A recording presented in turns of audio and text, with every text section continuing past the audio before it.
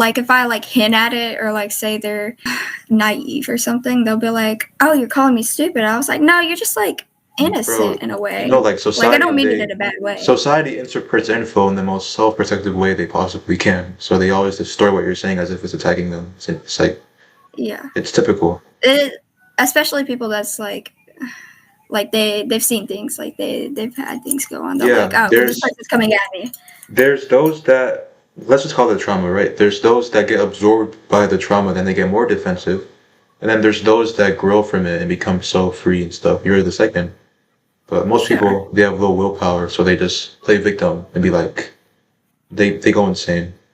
You know what I mean? Yeah.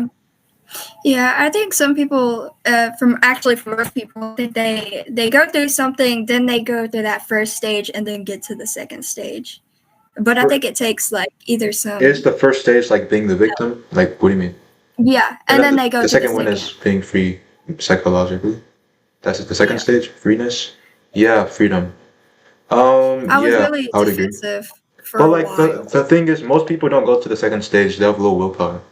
They want to just remain in their bubble of comfort. They don't want to leave it. So it's Yeah, unfortunate. and like I was about to say, it normally goes through like you have to go through quite a bit of help or like psychological, like you have to think about it a lot and go through a change within yourself. Self-awareness.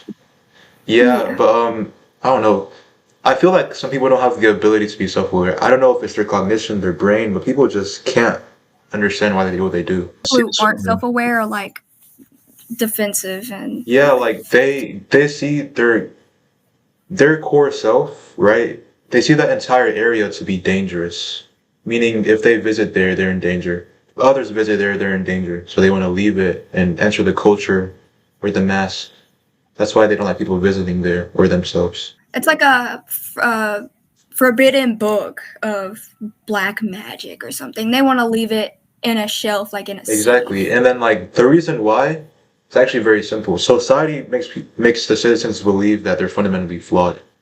And the Yeah. and like a lot of like religions like Christianity, they reinforce it saying stuff like Adam and Eve ate out of a tree and then your nature is evil. Like they want to keep the concept that humans are fundamentally flawed so that they don't look within.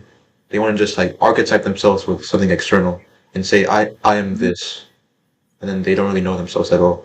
That's like kind of why. Yeah.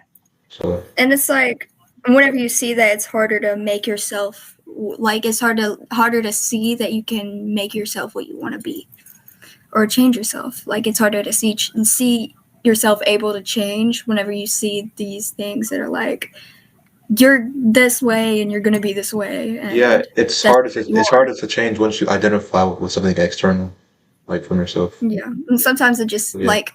it takes a lot of thinking, and I'm you not gonna gotta have lie. a certain perspective. If you don't identify very rigidly with what's external and you like actually see your motivations, like change is inevitable. It will happen. It's like look, it's like you take off a blindfold and there's spikes all over the floor. You just avoid them. But if you have a blindfold on, like not knowing yourself, if you have a blindfold on, you hit spikes, and then you want to like identify with what the culture provides. So, okay, think of the identities that the culture provides as like guidelines to avoid the spikes for people that have already seen it and they're walking under it. But because they're not doing it from their own will, from their own perspective, you're kind of confused. They have to attach to it rigidly. If they deviate away from it, they're going back to the spikes that they don't really know where they are. That's why they want to stay there in that rigid guideline or the convention, the ideologies that they carry, whatever. So I see Yeah. it. Those spikes represent the natural chaos of life.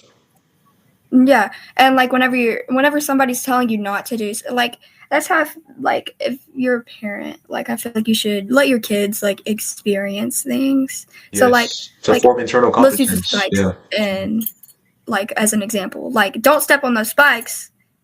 They will wonder why to not step on the spikes, and then they'll listen, but like eventually they'll step on the spikes. It's like Exactly.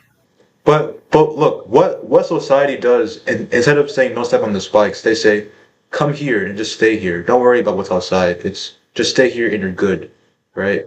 And then as they mhm. live life, they realize that there's spikes everywhere, and then they get very dependent on those structures that they were listened to, like that they depended on in the past. Instead of being able to navigate Exactly, themselves exactly. and like And navigating on our own find is the self awareness their we're own source. discussing. Huh? Hmm. Yeah, yeah. So Yeah, that's a good analogy. Yeah, so the ideal way to parent your child is to have them navigate on their own because, like, do you know how much things you can do? Guide them, but Yeah, like like, let yeah, them like, navigate. don't abandon them, of course, right? Like, yeah.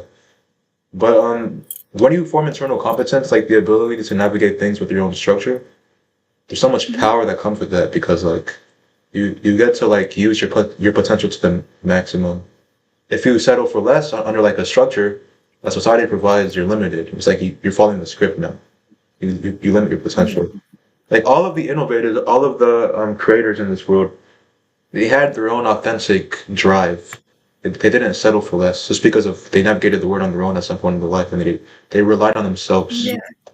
So yeah, it's fundamental for It's like you're not completely ridden of choice. You have choice. It's just you don't know you have that choice yeah, as exactly. much Yeah, or as much exactly. choices. Like humans have this natural potential to be like pretty much anything according to their Yeah. interests or their temperaments, but there's the potential is massive. But it limits so much when you bring them into like this cage, and then they rely on the Yeah. cage to feel safe. It just limits everything. They become like scripted.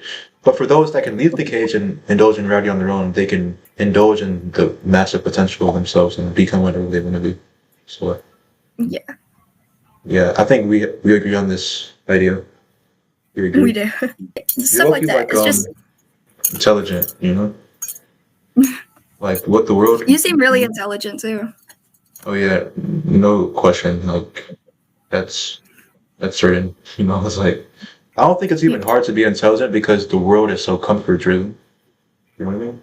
I think a lot of people see intelligent as being able to do certain That's things. the It's externalization like of in a way that bro. like That's you what I was can. talking about. Like, do you know how I said people identify to things external to themselves? That's Mhm. the only way that they can think. Do you understand?